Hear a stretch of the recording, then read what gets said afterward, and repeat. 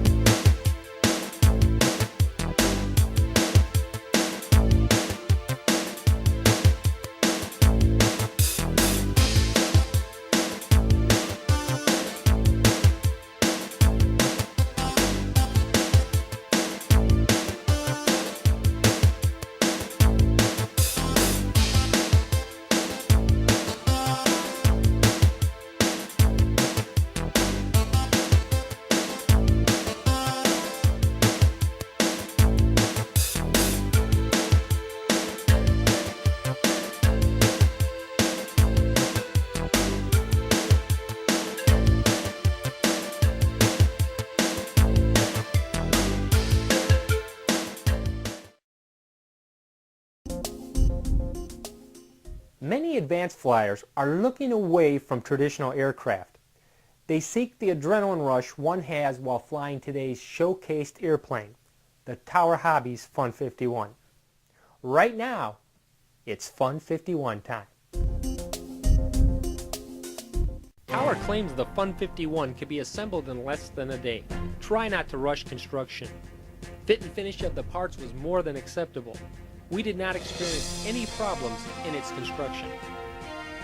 John, you put together our Tower Hobbies Fun 51. Tell us a little bit how it went together. It was very easy to build. The instructions were very thorough.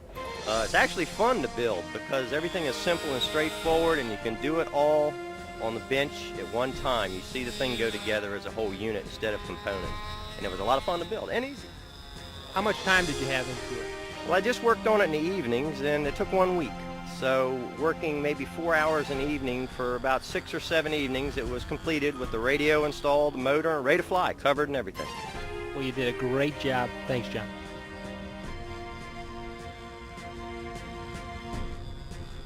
With its sleek profile design and lightweight, the Fun 51 is extremely agile. The aerobatic capability of this plane is limitless. It looped with ease, performed tight spins, and can even fly knife-edged. Sporting a 44-inch wingspan, the Fun 51 requires a 4-channel radio with 5 standard servos and a 35 to 42 stroke or a 40 to 52 4-stroke engine. The wing is a strong D-tube design with between-the-ribs servo rails. Its duraluminum landing gear, wire push rods, hardware, and a built-in engine mount are all included. You'll need 1 to 2 rolls of covering to finish off this flight.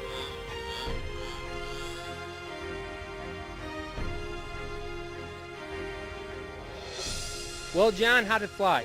Well, Jeff, it proved to be quite a handful, but a lot of fun.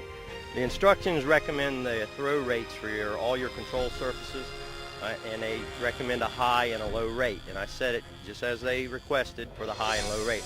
I tried it on high rate only 1 time. It's going to take a little practice before you can really start hot dogging with it.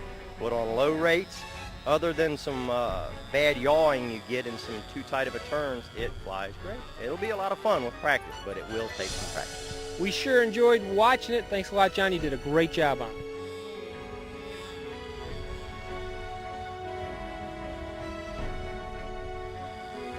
The instruction manual recommends the first flight with the high rate set on your radio. We feel you should start out with low, and after you get a feel for the plane's responsiveness, you can make the switch.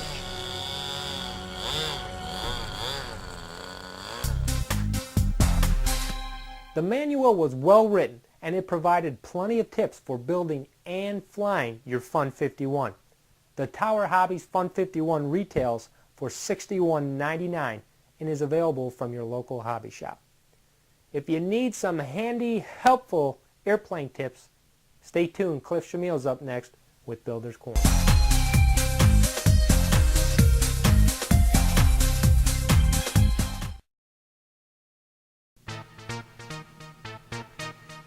Hi, Cliff Shamil here for Builder's Corner.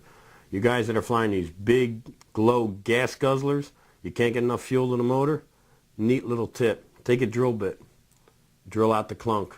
You can get a lot more fuel up. The other trick is use the larger fuel lines. Now everybody says, well, the fuel line always falls off, it won't stay on.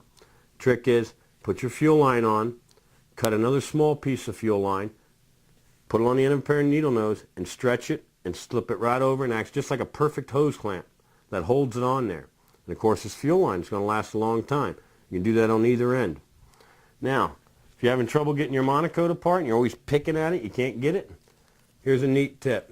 Take your monocoat and put tape on each side. Of course, we all know it's got the plastic backing on it. Put tape on each side, and when you peel it apart, it comes right off. Makes it real easy. We'll see you next week.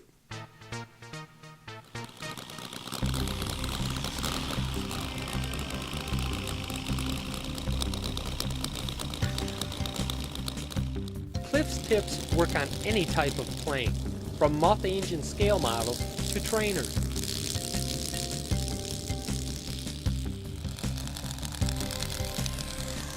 A multi-cylinder engine, such as the one on this scale St. Louis Robin, has quite a thirst. Enlarging the clunk helps quench this bird's need for fuel.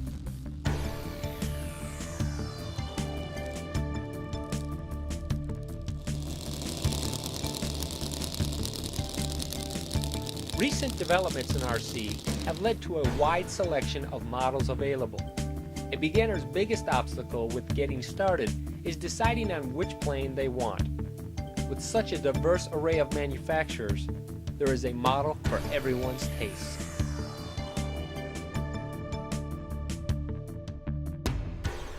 If you're handy, you may want to build a model from scratch of your favorite full-size aircraft, or if you desire, make your own design come to life.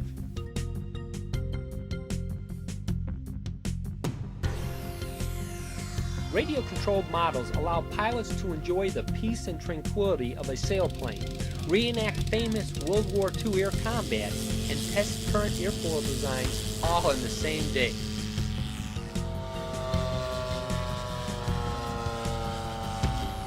With the ability to fly vintage aircraft or the most modern of fighter planes, radio control gives you the freedom to choose.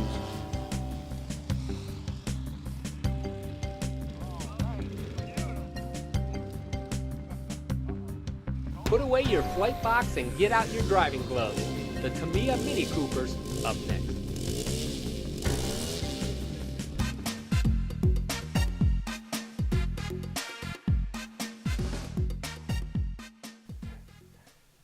When the original M1 chassis Mini Cooper was released in 1995, it started a mini car craze.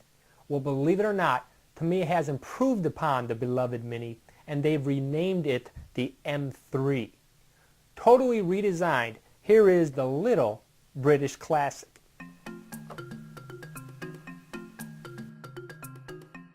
The Tamiya Mini Cooper Racing M3 arrives in a bright box with well-marked packages inside. The new chassis comes molded in silver and features molded-in shock towers which support 4 friction-type shock absorbers. Tamiya did away with the M1's linked monoshocks.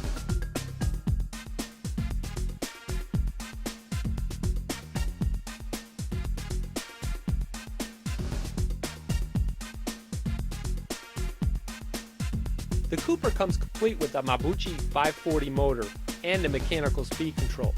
For our test drive, we opted to use Tower Hobbies AM 2-channel pistol grip radio, a Tekin Speedstar speed controller, and Team Orion batteries.